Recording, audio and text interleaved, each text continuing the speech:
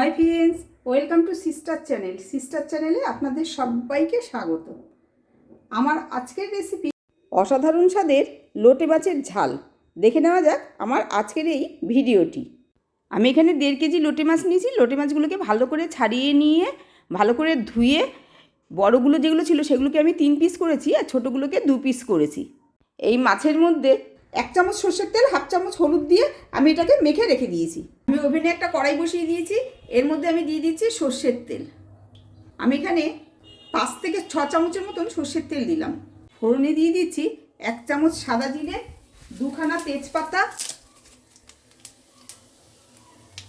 আর দারচিনি, লবঙ্গ, এলাচ এগুলোকে একটু আমি গুঁড়ো করে দিয়েছি।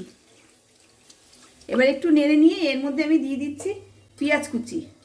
পেঁয়াজগুলোকে আমি হালকা করে ভেজে নিচ্ছি। পেঁয়াজটা যেই আমার একটু ভাজা হয়ে যাবে, দেখুন কীরকমভাবে ভেজেছি আমি। লাল করে ভাজবেন না, একটু হালকা করে ভাজবেন। এর মধ্যে আমি দিয়ে দিচ্ছি আদা, রসুন, পেঁয়াজ আর লঙ্কা বাটা। এটা দিয়েও আবার একটুখানি আমি এটা রান্না করে নিচ্ছি।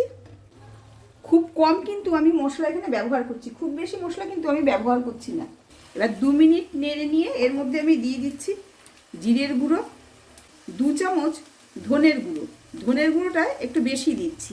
1 চামচ দিচ্ছি হলুদ গুঁড়ো, 2 চামচ দিয়ে দিচ্ছি কাশ্মীরি লঙ্কার গুঁড়ো। এবার মশলাগুলো দিয়ে ভালো করে 2 মিনিট নেড়ে নিয়ে এর মধ্যে আমি দিয়ে দিচ্ছি টক দই। টক দইয়ের বাটিটা ধুয়ে একটু সামান্য একটু জল আমি এর মধ্যে দিয়ে দিলাম। দিয়ে আবারও এগুলোর সঙ্গে সব একবারে 1 থেকে 1.5 মিনিট ধরে আমি এটাকে রান্না করে নেব। এবারে এর মধ্যে আমি দিয়ে দিচ্ছি 1 চামচ কুচিয়ে রাখা রসুন। সব মশলাগুলো কষিয়ে নিয়ে টক দইটা দিয়ে তারপরেই আমি রসুনটা দিলাম। এবার রসুনটা দিয়ে আরও 2 মিনিট একদম লো ফ্লেমে আমি এটাকে রান্না করে নেব।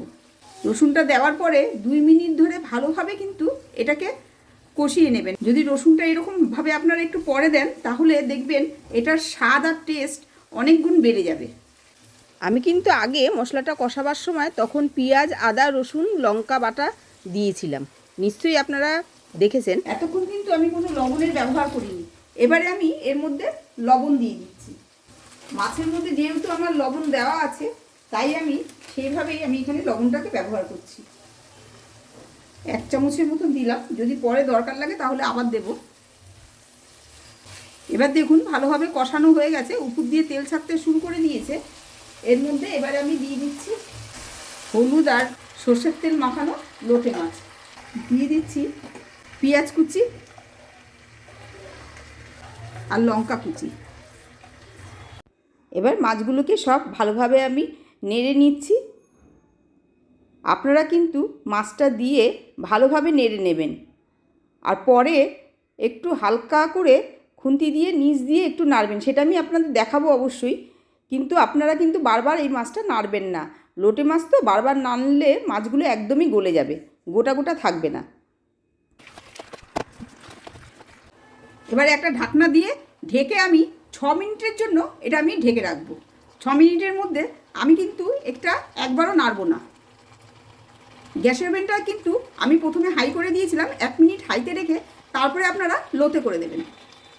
দেখুন এর মধ্যে কিন্তু আমি কোনো জল দেইনি, অথচ লোটে মাছ থেকে কতটা পরিমাণে জল আমার বেরিয়েছে।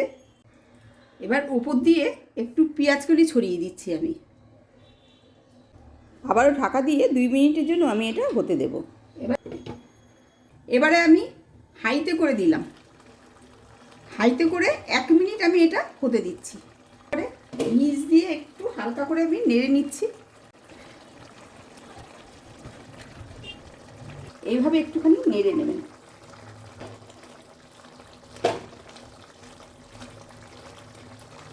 এভাবে একটু নেড়ে নেবেন।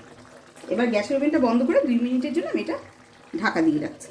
তাহলে বন্ধুরা দেখলেন তো কত সহজে খুব তাড়াতাড়ি আমার এই মাছের রেসিপিটা হয়ে গেল। আপনারা কিন্তু অবশ্যই বাড়িতে এটা বানিয়ে খেয়ে কমেন্ট করে আমাকে অবশ্যই জানাবেন আপনারা কেমন খেয়েছেন। আমার চ্যানেলে যদি নতুন বন্ধু হয়ে থাকেন তাহলে চ্যানেলটা সাবস্ক্রাইব করার জন্য অনুরোধ রইল। বেল আইকনটা ক্লিক করে দেবেন, যখনই আমি নতুন কোনো ভিডিও পাঠাবো সবার আগে আপনাদের কাছে পৌঁছে যাবে। আপনারা সবাই ভালো থাকবেন, সুস্থ থাকবেন। নেক্সট রেসিপি নিয়ে আবার আপনাদের কাছে ফিরে আসছি। ধন্যবাদ।